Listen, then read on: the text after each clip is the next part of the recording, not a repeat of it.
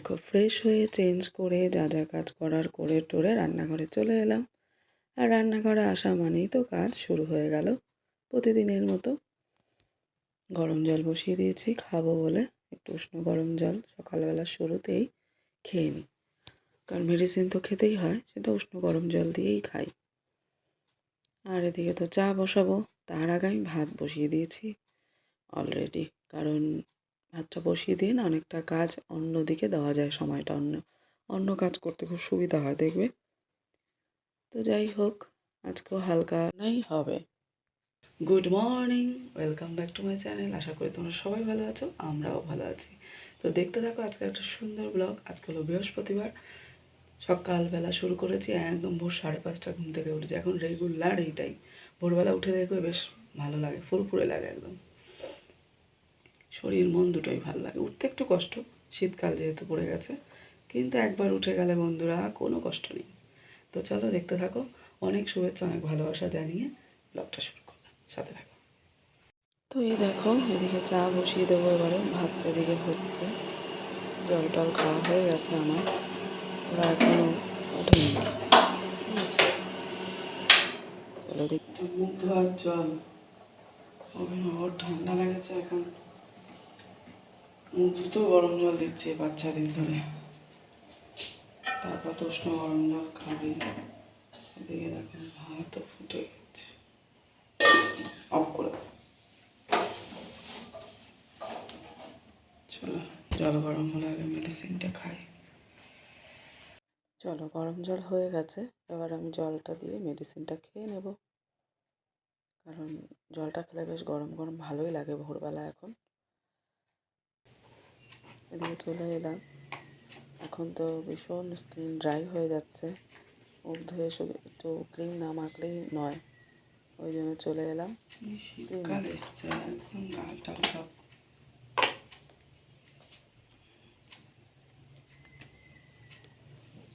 উঠে পড়ো।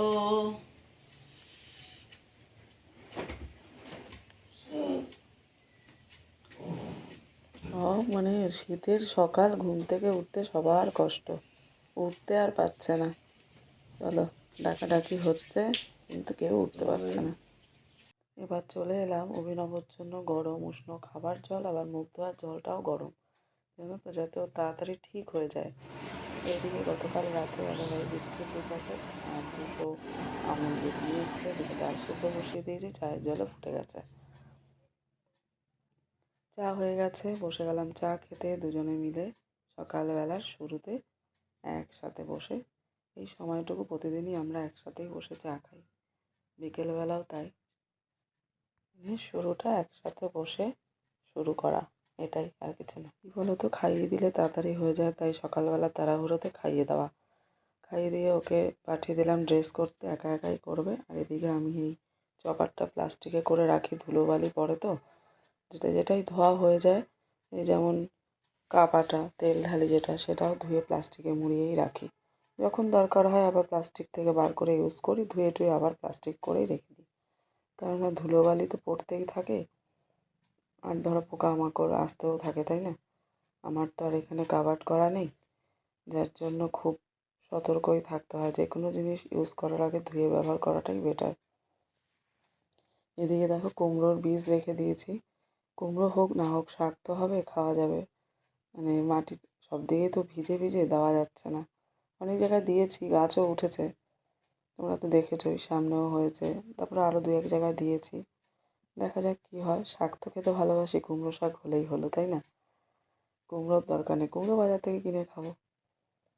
তো যাই হোক, এই আটাটা ঢেলে রাখবো এবারে, কারণ কালকে এনেছিল ডালা আর হয়নি, এর মধ্যে এমনি প্যাকেট সহ রেখে দিয়েছিলাম। জায়গায় রাখাটাই ভালো, চট করে ব্যবহার করাও সুবিধা হয়, তাই না। তো যাই হোক, অভিনব এবার বেরোবে, বেরোনোর টাইম হয়ে এসেছে।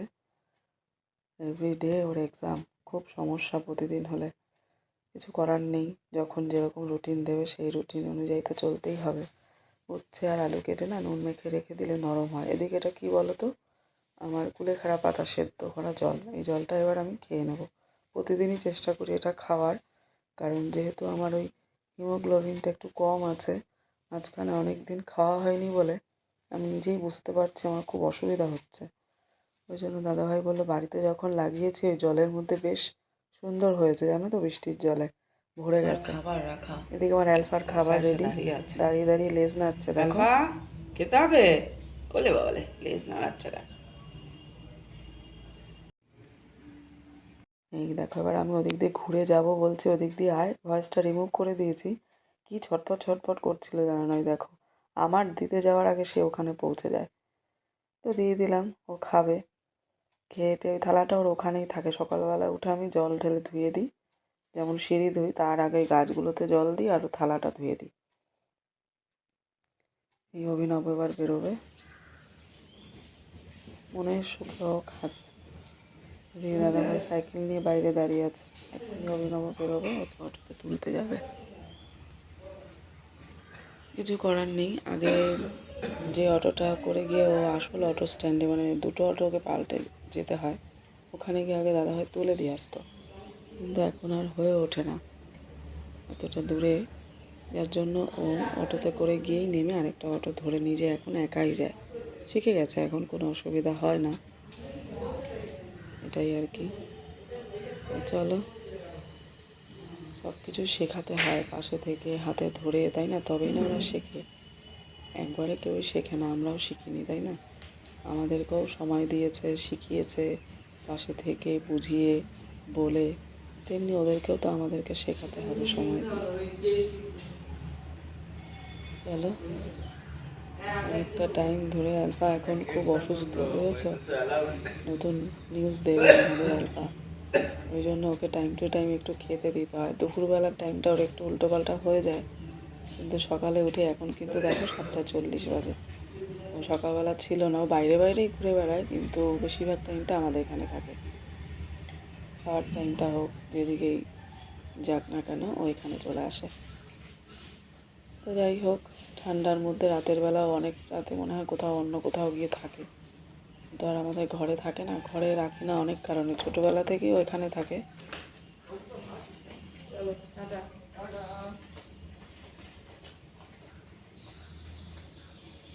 চলো, ও আজকে তাড়াতাড়ি নাকি অটো পেয়ে গেছে, দাদাভাই চলে এলো, এসে জল আনতে যাবে। এইগুলো দিতে হবে হাতে, জল আনতে গেলে এগুলো লাগে।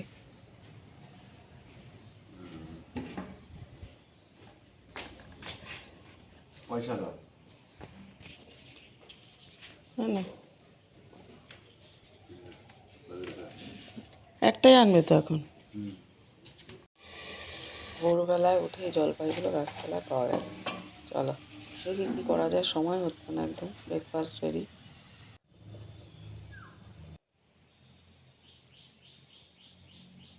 শীতকালে বিছানাপত্র কত কিছু হয়, তাই না বাবা? আর বাচ্চাদের জন্য তো বিছানাপত্র ঠিক রাখাই যায় না, এই করে দিয়ে যাবো 1 সেকেন্ডের মধ্যে আরেক, যদিও এখন সে চলে গেছে স্কুলে, এখন বাজে 8টা। এখন তো ঘড়ি কাটা 8টা বাজে, আমার রান্না চলছে প্রায় শেষের পথে, দাদাভাইকে টিফিন দিয়ে আসলাম, খাচ্ছে। তো আমি এখনও খেতে দেরি আছে, সব গুছিয়ে টুছিয়ে তবে আমি খেতে বসি। স্নানের আগে খেতে যাই, এটা আমার বাজে ব্যাড হ্যাবিট। আমার মাও অনেক চেষ্টা করেছে বন্ধ করার, পারেনি, আমার শাশুড়িও পারেনি।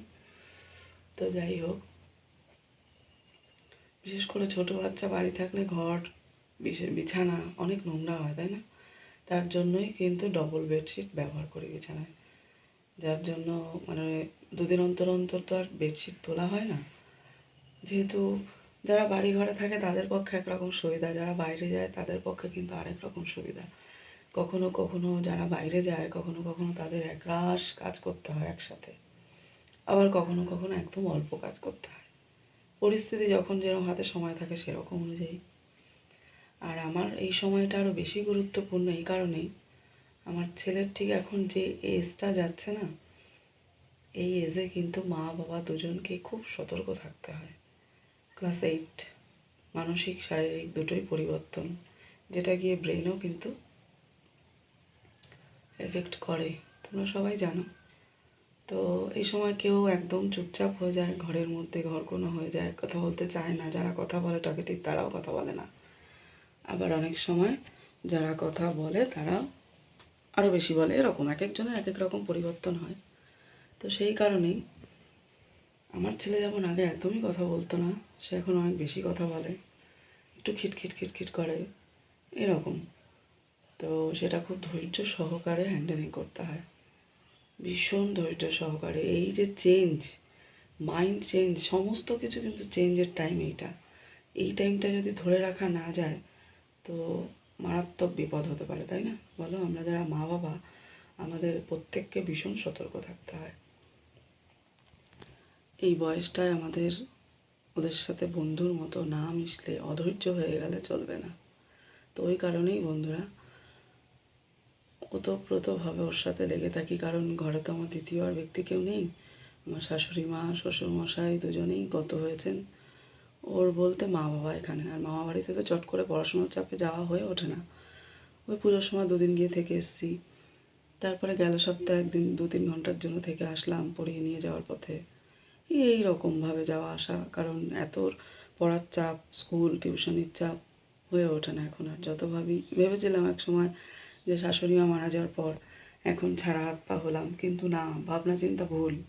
কারণ ছেলে মেয়ে যখন বড় হয় না, তাদের সাথে সাথে নিজেদের চিন্তাভাবনা অনেক পাল্টে যায়, করে নিতে হয়, এটাই আর কি, তাই না? আমার সাথে কারা কারা সহমত আছো তারা অবশ্যই কমেন্ট করে জানিও, বা কীভাবে তোমরা হ্যান্ডেলিং করো সেটাও কমেন্ট করে জানাতে পারো। এই বয়সের ছেলে মেয়েদের কীভাবে হ্যান্ডেলিং করতে হয় সেটাও কমেন্ট করে জানাতে পারো। তো চলো, good morning, welcome back to my channel. চলো, দুজনকে চলে গেল সময় মতো, তাদের খাওয়া দাওয়া করে যার যার সময় মতো শেষে বেরিয়ে চলে গেল। এবার আমি চলে এলাম রান্নাঘরে বাকি কাজগুলো করতে। অনেক বাসন হয়ে গেছে রান্না করতে করতে, এবার ওগুলো চটপট করে মেজে নিতে হবে। চলো, বাসনগুলো তো মেজে নেওয়া হয়ে যাচ্ছে, কাজও অনেক কমপ্লিট করে তাড়াতাড়ি করে আমাকে আবার খেয়ে দিয়ে স্নান করে বেরোতে হবে। টাইমও চলছে, ঘড়ির কাঁটার সাথে না পারা যায় না। যতই ভোরে উঠি না কেন মনে হয় যেন কাজ আর শেষ হচ্ছে না। এটাই আর কি, কিছু করার নেই, এভাবেই চলবে। চলো, সমস্তগুলো তাড়াতাড়ি করে ধুয়ে টুয়ে নিই।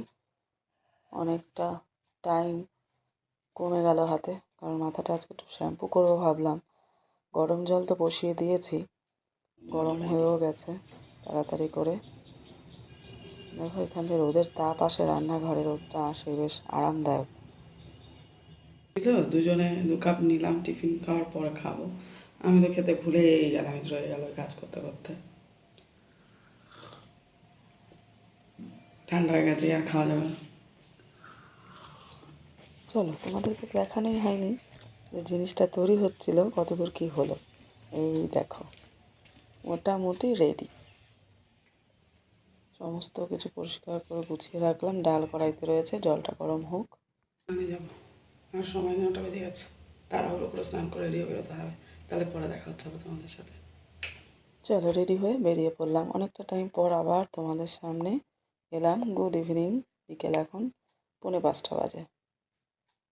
গুড ইভিনিং বন্ধুরা, আমাদের তো চা খাওয়া হয়ে গেল, তোমাদের সাথে সেটা শেয়ার করিনি। দাদাভাই এই বেরিয়ে গেল, কিন্তু অভিনব এখনও ঘুমোচ্ছে। আজকে তো নাকি 2:10 চলে এসছে। আমি ওকে ফোন করেছিলাম, বাবার ফোনে দেখি ওই ধরেছে, তো বললাম আমি চলে এসেছি। তো যাই হোক, এখনও ঘুমোচ্ছে, 5টা বাজতে যায়, ঘুমোচ্ছে। আসলে খুব ক্লান্ত, পরপর পরীক্ষা হলে না খুব ক্লান্ত হয়ে যায় বাচ্চারা। রাত করে ঘুমানো, সকাল সকাল ওঠা, খুব কষ্ট হয়ে যায়। আর আমার বাচ্চা তো ওই ভীষণ জার্নি হয়ে যায়, এতটা দূর থেকে যাওয়া আসা করা না। চলো, পরে দেখা হচ্ছে। এই শুয়েছিলাম একটু, তারপরে চা খেলাম। চা আজকে দাদাভাই তৈরি করেছে, আমাকে আর ডাকেনি। এত মাথা যন্ত্রণা, এই শ্যাম্পু করেছি আজকে, রোদটা লেগেছে যাওয়ার পথে, মাইগ্রেনের এই এক সমস্যা। চলো, পরে দেখা হচ্ছে।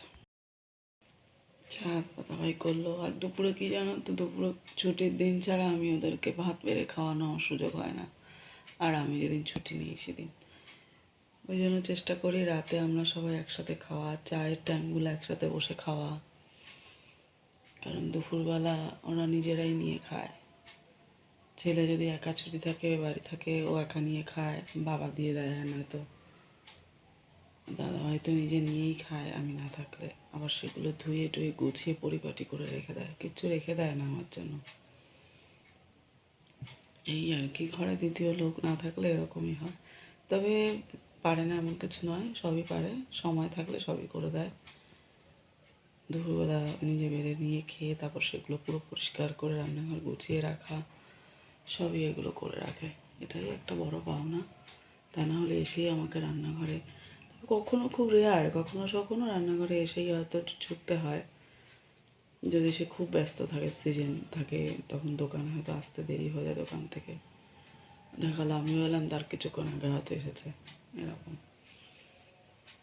অনেক সাপোর্টিভ সব দিক দিয়েই। চলো চলো বন্ধুরা, এদিকে চায়ের ডিশ ধুতে হবে, ডিম সেদ্ধ দিয়েছি, অভিনবর জন্য চা খাবে বলছে।